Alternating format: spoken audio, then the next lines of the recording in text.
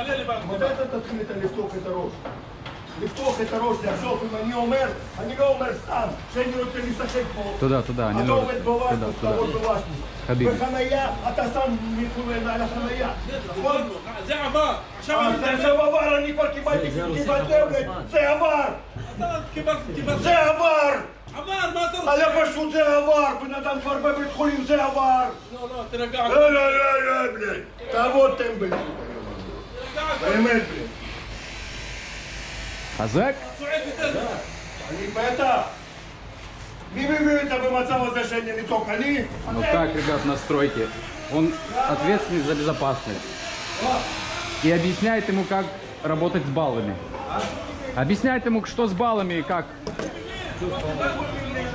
אתה יכול לעשות מנהל עבודה חוק, תשים ככה, תשים פה, תשים זה.